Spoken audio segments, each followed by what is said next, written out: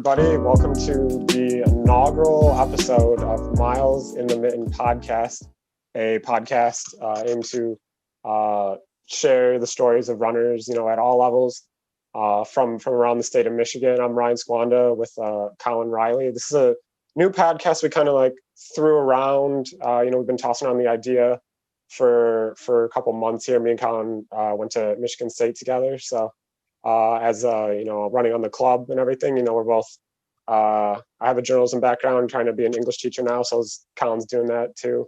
So Colin, how do you feel about, getting this going finally?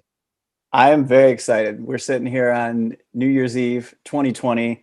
Feels like we're turning the page and starting something new and fresh and exciting in 2021. But yeah, to echo what Ryan said, we had this idea, I think for me, it was early pandemic and lacking a lot of the races that we were following in the sport and not being able to coach track in the spring. I was looking for an outlet, and we just talked about it for several months. And then I think it was a run maybe 2 or 3 weeks ago. And we were like, we just need to do this. It's going to be fun. It's going to be a good outlet for us, and hopefully other people enjoy listening to it. So thus Miles in the Mitten was born. Yeah, I guess this episode, I guess, is just kind of going to be a quick introductory thing to kind of explain who we are, why we're doing this. And I guess we're both runners. You just mentioned that we went running a couple weeks ago, which is where we kind of got this idea to get this going. I ran cross country and track. I grew up in Waterford, Michigan. I went to Waterford Kettering High School, like I said earlier, the MSU Running Club, and that's where met Colin. We ran in the club together. And more specifically, kind of my background too is I was a journalism major at Michigan State. Covered quite a bit of running stuff. The Michigan State sports teams at MSU, and then I was a sports editor of a newspaper in Bryan, Ohio, the Bryan Times, for 4 years. Covered a lot of track and cross country there too. I was kind of became the guy. But now I go to school at Eastern Michigan as a English major, trying to be a English teacher and coach. I guess I'm following in your footsteps a little bit, right, Colin? I think you're going to outdo what I do. But so Ryan is bringing definitely a wealth of experience from his journalism background. I would love in a little bit to go back and ask you about some of your favorite running related stories you've written in the past. So we'll get back to that. But for my background, I am a Northville Mustang in more than one sense of the word. I ran there for 4 years, and I currently coach and teach there. And I too ran for Michigan State's club team. And after that, I formed a post-collegiate club with my friends, including Ryan, called Pure Peninsula Athletics. Represent.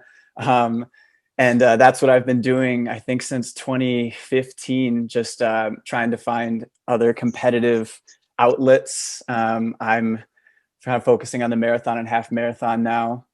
And I too actually have some background with covering the sport. It started just while at Running Club. I was the, I guess, de facto race write-up person, and I enjoyed it. So I would write kind of recaps and dabbled a little bit with creating some content with video and such. But I actually was able to work as a contributor for FlowTrack from 2016 to 2018, maybe 2017. But that was a really cool experience. I was able to write pre-race, previews and recaps, and also get interview coverage on the ground.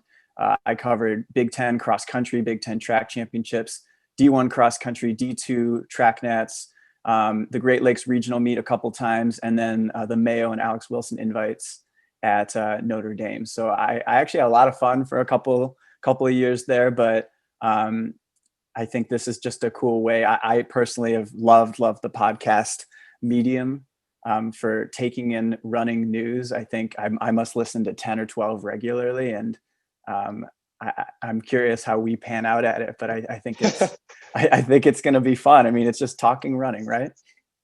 Yeah, and when I left the Bryan Times in August, I think, and I was kind of sad about it, because I was oh man, I'm is my journalism career over? But I don't think I ever totally thought that. I was I'll try and find ways to kind of stay in the world, and I think this will be kind of like a neat way to kind of like keep a foot in the journalism world, as I'm heading into like a new profession of like teaching.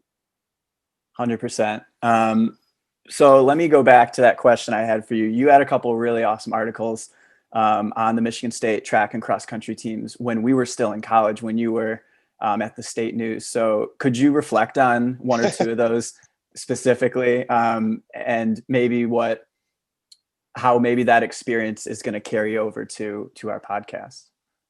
Yeah, I mean, yeah, I hope so. I hope that experience of like interviewing. But no, I did.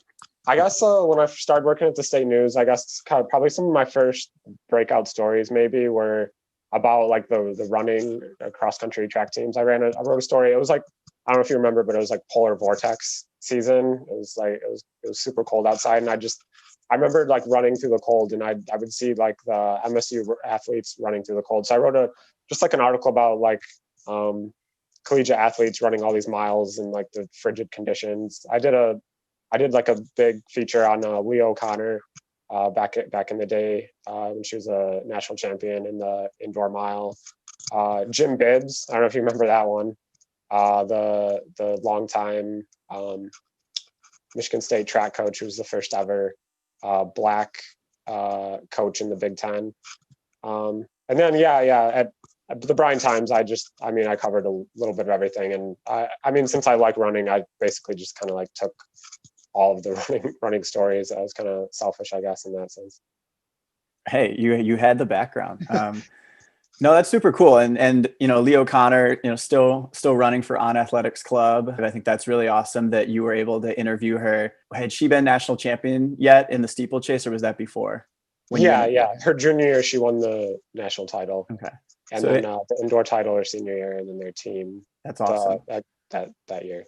Yeah. And then my humble brag is I think my first ever Flow Track interview was at the Mayo Invite, and Molly Seidel won the 5,000 there. And I can now say I've interviewed an Olympian. So I think it's cool, like looking back and realizing that we've crossed paths with these big figures in the sport, whether they're professional runners or legendary high school coaches or whatever it may be. So let's transition a little bit and talk about like what kind of stories or what kind of guests do you hope to have us bring on our podcast here? Like maybe not necessarily stating names, but like what types of stories you alluded to telling the stories of Michigan's runners. Like what do you hope we can cover on this podcast?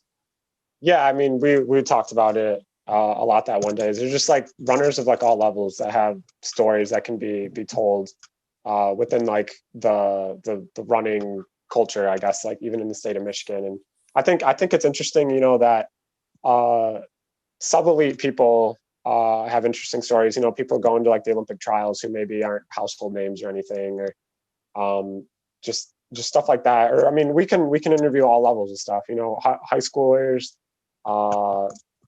sub-elite people, collegiate runners, like literally anything. Joe Schmoes, like hobby joggers, like anyone with an interesting story, I think is someone that we can talk to and like give them kind of like a place to maybe like share their story, on our podcast here. Absolutely. And to echo that, I think that professional running has been knocked, maybe not professional running, but the coverage of professional running has been knocked because they can't make it relatable enough to the masses. And when I say they, I'm not saying the runners themselves. I'm saying, the media outlets that are covering them. So I think that hopefully, not that we're trying to become a household podcast name or anything, but like by bridging the gap between these big, household names in the sport and just everyday runners of varying talents, varying abilities, varying, running IQs, I would hope that at least on a grassroots scale here, in Michigan, and probably starting with our closer circles, the people that we know personally, could that grow? I think that would be my long-term goal is could this spark conversation and make people realize what a badass state Michigan is when it comes to running. I mean, everyone knows about, the Dathan Ritzenheins, the Des Lindens, the Grant Fishers. Heck, we could go all day on that, but there's so many amazing stories from all levels, like you said, I see it with my high school coaching. I've been able to watch some incredible athletes. I've been able to coach some really, really great people, coach with some great people. And I think you and I have a lot of really awesome people in mind that we hope to bring on. Yeah, I mean, hopefully the big shots would talk to us eventually too. but I mean, maybe that'll be like something we work up to. Yeah, no doubt. Hey, let's talk a little bit, just because, why not? How do we meet? How did we two humble runners come to be making this podcast here in 2020? I think the story begins on a fall day in would that be 2012? Yeah, probably 2012. I guess yeah, MSU Running Club, we run down the river trail. And I guess you'll probably hear Colin call me Sassy Ryan. Maybe he'll like slip up and call me that every once in a while. But when I was like 18, I was like pretty shy and quiet. And we're on this run down like the river trail, and this one guy kind of like jumps out ahead like 20 feet. And I'm like a quiet kid, but whenever I talked back then, I would just say something kind of like rude / funny. I was just like, who's this tryhard who's like running 20 feet ahead of me? And that's like Colin's favorite story. So I guess if you hear him call me Sassy Ryan, that's kind of the reason why. But I don't know. I tried to hide it, but I guess I just kind of made it like public knowledge there. Yeah, you straight up just opened Pandora's box in the first episode. Yes, this man is very professional and truly speaking from the heart. Like, honestly, I think one of the best young sports writers, certainly in the state of Ohio. I mean, you are literally an award-winning sports writer. You want to humble brag pretty quickly on that? Yeah, no, I don't want to. I don't like it when people kind of like put in their like Twitter bios about all their like award-winning awards that they've won and stuff. But I mean, I guess it's true. But you can do the bragging for me. It's very true. I confess I don't know the exact name, but I believe you just give us the name. What was the award you won? I won like some awards for like the Ohio APME like sports writers stuff. But yeah, they're on my wall right here. Multi-time finalist, right? Yeah. I got third place. That's bronze medal. Bronze medal, baby. But no, like speaking seriously, like Ryan's writing is awesome. I thoroughly enjoy it. But there's also a very witty, funny, quirky side of him that I hope can come out a little bit in the podcast here. So I just think he's a perfect foil for me. I think I've got the running acumen, I suppose, but he has the journalist perspective. So we hope that the two of us can make for an enjoyable listen. At least that's what I'm hoping. So, okay. I was joking earlier that you're like Tony Romo and I'm like Jim Nantz, but very, very, very, very poor man's edition of those two guys. You got to start somewhere, I'm sure they probably started a podcast right back then in the day. Tony Romo. Yeah. I don't know. He was the quarterback of the Dallas Cowboys. That was enough for him. Yeah, I suppose. Hey, so anything else you want to cover before we kind of wrap up here? I don't know. I think we covered it. I guess this is we're doing this on New Year's Eve, but it'll probably be a couple weeks from now when people are listening to it. So I guess they had a Happy New Year, maybe. Yes, sir.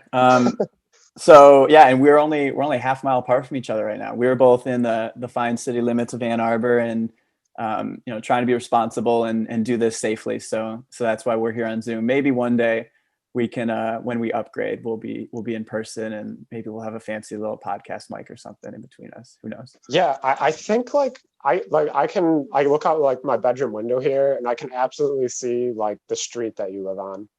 It's kind of it's that close, man. It's fate. But yes, as Ryan said, we're hoping to kick off the new year with some guests. We have some names in mind, and hopefully they don't turn us all down. But our plan is to release this podcast, this first episode, a couple days before our first guest comes on. So stay tuned for that. We will be posting on all of our personal social media accounts, and then also Pure Peninsula Athletic social media accounts. So Twitter, Instagram, Facebook. And then also we'll be putting this on several podcast outlets. But we would like you guys to weigh in and let us know, like, which personalities would you like to hear from? Who do you think would have stories that should be told? And we'd love to hear the obscure names. We'd love to hear everyone, in between. So if you have ideas, feel free to comment on this post, wherever we post it, or you can send a DM to Ryan Squanda or Colin Riley on Twitter or Instagram, and then also Pure Peninsula Athletics. So that being said, Ryan, this has been fun. Indeed. Happy early New Year. Yeah, for sure. And we will hear you guys soon. First ever episode, Miles in the Mitten Podcast. Take it easy. All right. Awesome. See ya.